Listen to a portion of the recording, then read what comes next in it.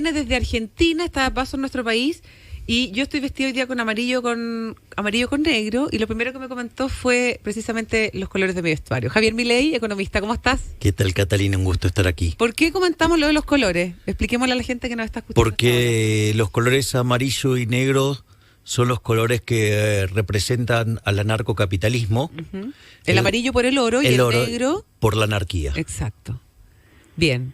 Y tú utilizas mucho estos colores, que lo veo de hecho en tu libreta, en tu lápiz. Exactamente, en todo, digamos, está muy, muy extendido el uso del amarillo y negro. Te identifica. Cuéntanos un poco, ¿cuál es el motivo de tu visita a nuestro país, Javier? Bueno, yo en el día de ayer, esencialmente el core fue dar una conferencia en Libertad y Desarrollo. Para mí fue algo que me llena de orgullo, porque ahí fue donde los Chicago Boys lanzaron su plan. Uh-huh. Y desde mi punto de vista, ese modelo ha sido un modelo verdaderamente exitoso, ya que cuando llegaron, digamos, en Chile, por ejemplo, cuando se fue a Allende, digamos, el PBI per cápita era $1.600, hoy es cerca de 20.000. Si vos tomás, la inflación era algo absolutamente descontrolado, hoy tienen una inflación del 2%. Si tomás la pobreza estaba por encima del 50%, hoy está en el 8,6%. Cuando vos tomás la desigualdad medida por el Gini, también cayó fuertemente, digamos, hubo todo un proceso virtuoso, y creo que desde mi punto de vista y lo que se percibe, al menos desde el otro lado de la cordillera, y la información que nos llega, es que, como en muchos lugares, o sea, las ideas de la libertad, si bien han logrado una supremacía cuantitativa enorme, uh-huh, es como que se perdió la batalla cultural. Esa es la sensación que tengo. Entonces, digamos, se hace digamos, vos no podés cuestionar al capitalismo desde lo cuantitativo, ¿no? Digamos, o sea, los países más libres son 8 veces más ricos que los reprimidos, los países, digamos, más libres, su decil más bajo, o sea, el segmento más pobre, es 11 veces más rico que lo que es en un país reprimido, con lo cual hasta, digamos, la distribución, si vos querés, es más equitativa, más igualitaria, por llamar el nombre que quieras, a mí esos nombres. Pero los cambios al modelo se han ido haciendo necesarios, no solamente acá, sino que en distintas partes del mundo. Es que, bueno, en los lugares donde... Quiero hacer un punto adicional, porque esto es muy importante para tenerlo en cuenta. Mirá que el decil más bajo del país libre, no solo que es 11 veces más alto que el del reprimido, sino que es el doble del ingreso promedio del país reprimido. Como la distribución del ingreso lleva un formato que se llama log normal, chi cuadrado, digamos, o también se llama distribución Pareto, uh-huh, la mediana, que es el valor que más se repite, está muy por debajo de la media. O sea que el 75-80% vive con menos del ingreso promedio. Y además, no solo eso significa que entonces el que vive en el decil más bajo del país libre está mejor que el 90% de la población del país reprimido. Digo, ese no es un resultado menor. Y por otra parte, aquellos que han avanzado con la presencia del Estado, digamos, con estas consignas de la igualdad, en rigor, digamos, su performance económica cae sustancialmente. ¿Tú eres pesimista respecto del futuro que pueda tener nuestro país, o de cómo se están llevando adelante las reformas, los cambios que la gente ha pedido hoy día en la calle? Bueno, primero, digamos, yo nunca haría el punto sobre lo que pide la gente en la calle, porque eso, digamos, podría implicar una falacia ad populum. ¿Por qué? Mirá, digamos, en Argentina, por ejemplo, vos sabés que quien más gente convocó en una plaza en Argentina fue Leopoldo Fortunato Galtieri, en el año 82, con la Guerra de Malvinas. Y, digamos, y tenía un fuerte consenso social, y sin embargo era un desastre lo que estaba haciendo. Implicó la muerte de 2.000 chicos. Sí, perdón a los soldados por haber dicho chicos, pero eran muchachos muy jóvenes. Y otros tantos quedaron muy afectados psicológicamente. Pero eso tiene que ver más con un movimiento de nacionalismo, bueno, son demandas sociales. Bueno, digamos, ese mismo tipo de demandas también sociales, digamos, las quiso satisfacer Hitler. Y tuvo, digamos, un alto nivel de popularidad, al margen, digamos, de ahí, digamos, el término nazi, de hecho, viene de nacionalsocialismo. O sea que, y todo esto, y a mí me parece muy importante, todo esto, digamos, de la batalla cultural y todo este problema de la discusión de la desigualdad, tiene que ver porque, digamos, en general, los liberales o libertarios no dieron esa batalla, no explicaron que el sistema capitalista no solo es superior en lo cuantitativo, no solo es superior en lo estético, sino que además es superior moralmente, porque los valores subyacentes, digamos, en el socialismo son inmundos y conducen a una sociedad muchísimo peor, porque se sustentan sobre la envidia, el odio, el resentimiento, el trato desigual frente a la ley, el robo y el asesinato, porque recordemos que los sistemas socialistas en el mundo se cargaron con la vida de 150 millones de seres humanos, es decir, con lo cual además es un sistema asesino.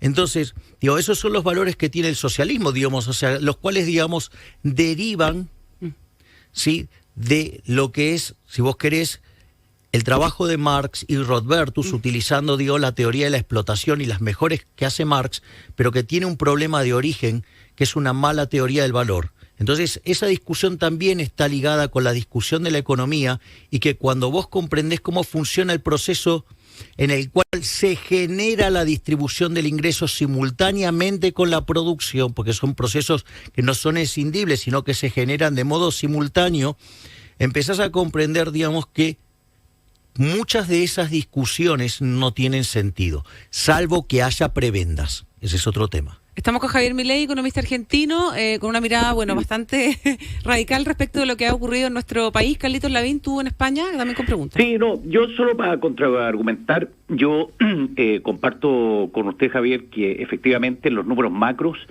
el modelo chileno ha sido exitoso, pues los números hablan por sí mismos, digamos, en términos de crecimiento respecto a sus pares, en términos de renta per cápita respecto a sus pares, en términos de longevidad, ¿cierto?, en niveles de longevidad que tiene que ver indirectamente con la salud, etcétera.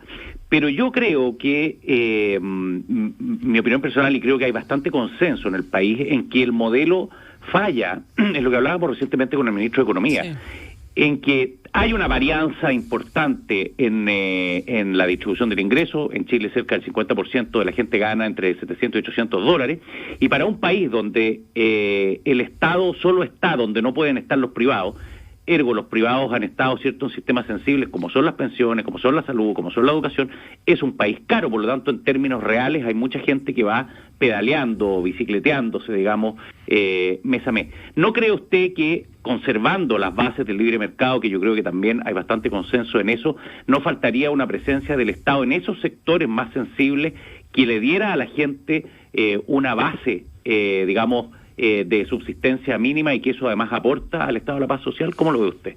Yo te hago la contrapregunta. ¿Vos estás a favor del robo y del trato desigual frente a la ley? No, nunca voy a estar a favor del robo de ninguna manera. ¿Y del trato desigual frente a la ley?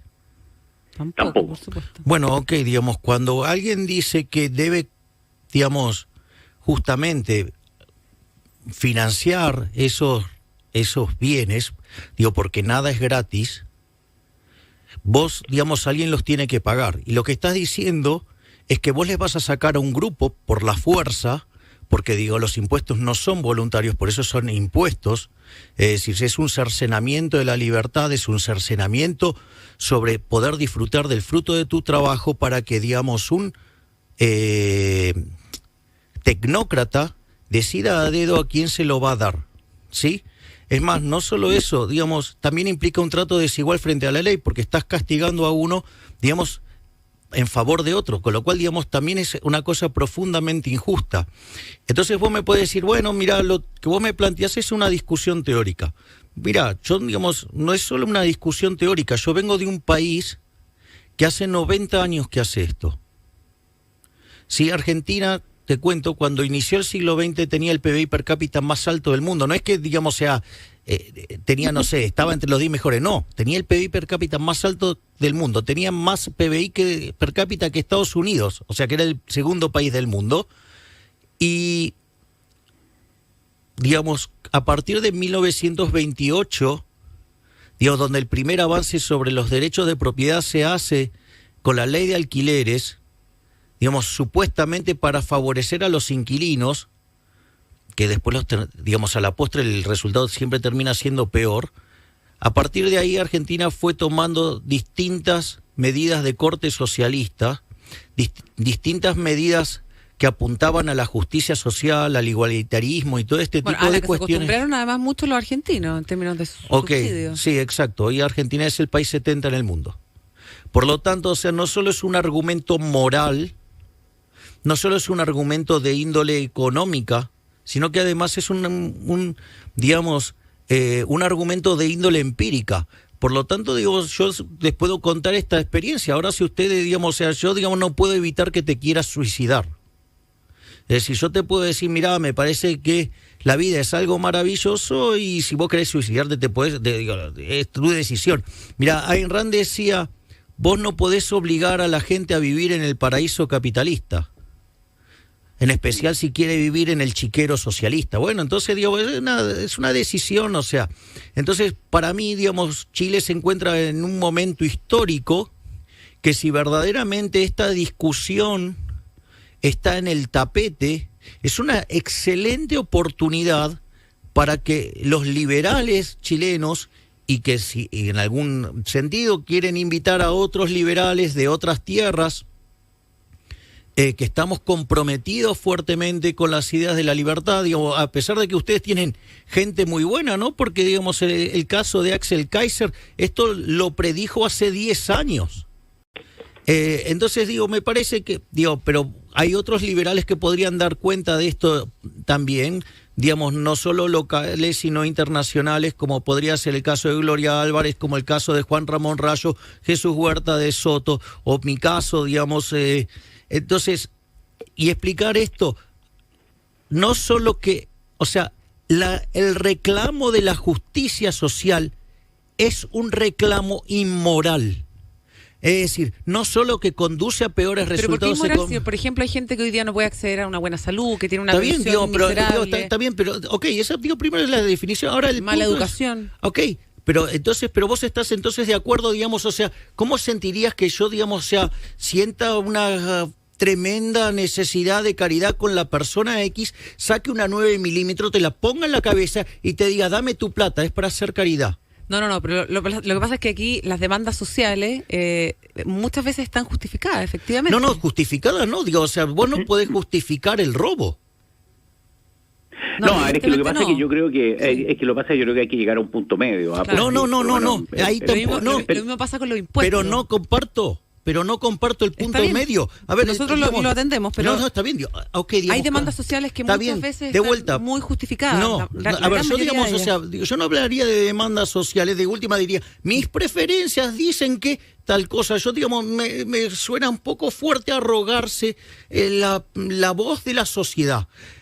Pero voy a, digamos, a ver, no es falso el teorema del valor medio en este tipo de cosas. Eso es muy divertido e interesante para la matemática o para probar la existencia de algo. Ahora, digo, en rigor, yo te diría, ¿vos estás a favor del asesinato? Por supuesto que no. Ok, ¿y estás a favor del respeto de la vida? Bueno, podemos discutirlo, pero... No, digo, sí. es otra discusión, o sea, digamos... No estoy... Es que tiene que ver con un trasfondo un poco más valórico. Pero a ver, digamos... Yo no quiero responder acá las preguntas, nosotros queremos que pero es que yo lo que estoy haciendo es, digamos, poner en evidencia los valores morales. Entonces, si uno está a favor del respeto de la vida del prójimo y uno está en contra del asesinato, no me podés decir que existe algo óptimo en el medio que se llama tortura. No tiene sentido. Es una falacia también trabajar con el teorema del valor medio en este tipo de cuestiones. O sea, en la cuestión moral, las cosas están bien o están mal. Bien. Es decir, ahora, lo que sí yo te puedo... Lo que a veces, y me parece que genera un reclamo justo por parte de la sociedad, es cuando vos, en lugar de tener empresarios, que desde mi punto de vista son héroes, son benefactores sociales, son los que hacen progresar a la humanidad, y eso da cuenta de los últimos 200 años de la explosión de riqueza y destrucción de pobreza que ha tenido desde que llegó el capitalismo. Lo que los liberales también cuestionamos fuertemente es cuando aparece el empresario. ¿Qué es el empresario? Es el empresario prebendario. Es aquel que descubre que es mejor negocio hacer una alianza con políticos ladrones en perjuicio de la población. Entonces, también, los liberales queremos marcar, que justamente a esos los queremos que compitan y que si no lo hacen bien, quiebran. Pero lo que hay que comprender que es los empresarios solamente pueden existir porque hay un político ladrón que puede vender un favor. Mira, yo te lo hago... No, es que estamos muy de acuerdo, pero Javier, quiero que vayamos acotando los temas y que nos concentremos en Argentina. Tú vienes desde allá y quiero saber cuál es tu opinión sobre el nuevo plan impulsado por el presidente Fernández, que fue anunciado hace muy poquito, que tiene una restricción, un impuesto a la compra de dólares que nos va a repercutir directamente a nosotros los chilenos, y hay también un cambio en el sistema de pensiones. Pero para ellos es algo moralmente superior. Me gustaría porque saber cuál en realidad le cobra a los que tienen para darle a los que menos tienen, que puedan comprar a dólares subsidiados. ¿Ven? Y mira el daño que causa sobre Chile, además los daños que causa sobre Argentina. La política impulsada por el gobierno de Alberto Fernández es profundamente inmoral.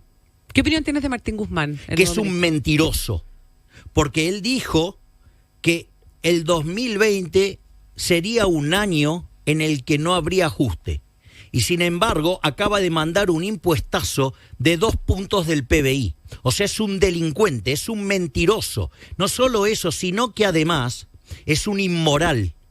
Porque entonces, en el fondo, lo que está diciendo es que en realidad no se tocan los privilegios de los políticos para seguir manteniendo el robo de la corporación política ladrona que tiene Argentina, que es la más ladrona del mundo, ¿sí? Entonces, para no tocar los privilegios de la casta, entonces castiga a la población que genera riqueza con impuestos. Y mira qué interesante, porque hay un estudio del BID sobre la ineficiencia técnica del gasto público. La peor región del mundo es América Latina, con 4,4% del PBI. Argentina tiene 7,2%. Y además, el BID, como es un organismo multilateral y no puede estar usando terminología a la Milei, por decirlo de alguna manera, inventa un rubro que se llama filtraciones, es decir, robo. Bueno, Argentina tiene 5 puntos de robo. Entonces, con tal de no tocar sus privilegios de casta, castigan a la población. Es decir, me parece un disparate, o sea, me parece mentiroso, me parece inmoral. Es decir, Argentina es un país que, si vos tomás el PBI per cápita de hoy, es 12% más bajo que el que teníamos en el 2011. Argentina tiene la presión fiscal en blanco más alta del mundo. Javier, estas medidas anunciadas por Guzmán esta semana, por el presidente Fernández, no van en la línea correcta, me queda claro de acuerdo a tu respuesta. ¿Qué pudo haber hecho Macri que no se hizo y que tampoco ayudó a solucionar otro inmoral, otro impresentable, otro socialista? Porque Macri era socialista. Su gobierno estaba alineado con la Internacional Socialista y con la Internacional Popular. Su jefe de gabinete era profundamente socialista y, era asesorado por Jaime Durán Barba, un marxista, ¿sí? Y no solo eso, además profundamente inmoral, porque nunca fue por la reducción del gasto público, porque subió impuestos y, lo más inmoral de todo, se endeudó de manera escalofriante, donde la fiesta de las generaciones presentes le pasó la factura a las generaciones futuras, o sea, a chicos que de repente todavía no votan o gente que todavía no nació. Es decir, vos le estás, es como, para ponerlo al kindergarten acá, se dice jardín de infantes también, como le decimos nosotros. Okay. Kindergarten también. Suponete que vos vas al jardín, entonces, va un señor con su hijo al jardín, ¿sí? Y se queda agazapado, escondido, esperando que llegue el recreo. Y cuando llega el recreo, va y le roba el dinero a todos los chicos que tenían para comprar golosinas y sándwiches y lo que fuera, en el recreo. ¿Cómo verías esa situación? Como una aberración, como una cosa inmoral. Le está robando a los chicos. Bueno, imagínate que, digamos, a aquellos gobiernos que se endeudan brutalmente, como lo hizo de modo irresponsable el gobierno de Macri, no solo le está robando a esos chicos, sino que le está robando hasta los que ni siquiera nacieron. Un gobierno inmoral. ¿Carlito? Sí, Javier, y ahora haciendo ya las proyecciones más numéricas, más duras, ¿qué crees tú que va a pasar con la economía argentina dado los planes anunciados y la línea que esperas del nuevo presidente?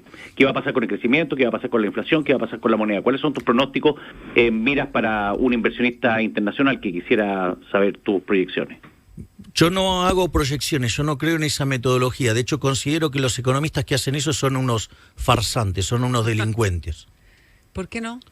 Porque ya, pero habrá alguna intuición sobre lo que va a pasar. Porque en realidad ¿dónde va la cosa? La economía es la ciencia de la acción humana y vos no sabés lo que van a estar haciendo los individuos al futuro y cómo van a estar tomando decisiones. Y vos, no, digamos, porque vos para saber eso tendrías que ser omnisciente, omnipresente y omnipotente. Ahora, o sea, pero Javier, deberías ser Dios. Y eso uno mirando la reacción que ha tenido el mercado esta semana con los anuncios de Guzmán, puede decir, uno, que bajó el riesgo país, luego el anuncio sí, claro, del tema porque pensiones, están haciendo más contado con liqui para fugar dólares. Por el tema de la inflación. Y lo otro es que hay preocupación por el tema, bueno, del impuesto a las compras de dólares, que también podría tener un efecto en el mercado, y las eléctricas, que tuvieron una caída bien importante a raíz del congelamiento de los subsidios. O sea, uno puede un poco dibujar cómo se viene el mapa. A ver, desde mi punto de vista, Argentina lo que está haciendo es aplicar lo que se llama un plan heterodoxo, ¿sí?, de estabilización transitoria.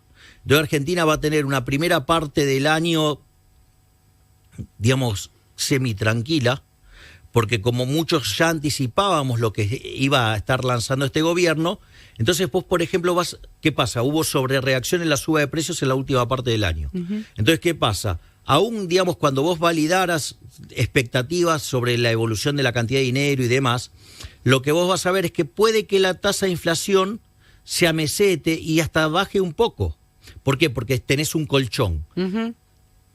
Y por otra parte, el estímulo de la demanda, digamos, con más gasto público y con mayor emisión monetaria, lo que va a hacer es paulatinamente deteriorarte los números externos, con lo cual, digamos, en el momento que vos te agotes el colchón y que se te complique, digamos, la posición externa de dólares, Argentina va a entrar en una crisis muchísimo peor que la que tenía para tener si, digamos, la tuviera ahora, porque, digamos, lo que hace es acumular cada vez mayores desequilibrios.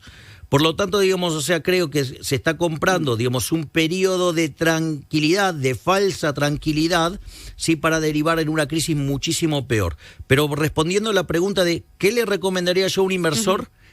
Que no ponga un mango en Argentina de ninguna manera, que no se le ocurra invertir un solo dólar porque se lo van a expropiar, porque le van a robar. Mirá, Argentina tiene 163 impuestos, la presión fiscal más alta del mundo. Sí, en blanco, porque salvo que vos estés pensando ir a una actividad fuera de la ley. Y no solo eso, además tiene 69.000 regulaciones, que todas son kiosquitos, o sea, de todo, digamos, o sea, para que roben los políticos. Entonces, en ese contexto, digamos, es muy difícil ganar dinero en Argentina. Y si por un milagro llegaras a ganar dinero, va a venir un político ladrón con el verso de la justicia social y te va a robar tu dinero. Por lo tanto, digamos, bajo ningún punto de vista invertiría un solo centavo en Argentina. Primer punto. Segundo punto, lo que tiene que ver con la inflación. O sea, a ver, respecto a este punto hace que Argentina, sus perspectivas de crecimiento de largo plazo sean espantosas. Es decir, Argentina tiene Argentina tiene destino de país miserable. ¿Sí? Ese es el primer punto. En materia de inflación, lo que yo sigo sosteniendo regularmente es que en realidad no es que sube el dólar, no es que suben los precios, sino que en realidad pierde valor el peso. Y eso pasa porque el peso es la moneda que emite el político argentino, a los cuales los considero excremento humano que ni siquiera sirven para bono. Por favor. Muy bien. Estamos con Javier Milei, economista argentino. Le agradecemos que haya venido. Javier, muchas gracias. Sabemos que está invitado por el Partido Libertario. Va a estar realizando distintos seminarios. Y bueno, esperamos que le vaya muy bien. ¿Boca o River? No soy de ninguno. Ah, bueno. Que le vaya muy bien. Muchísimas gracias. Un placer. Igualmente. Muy buenos días.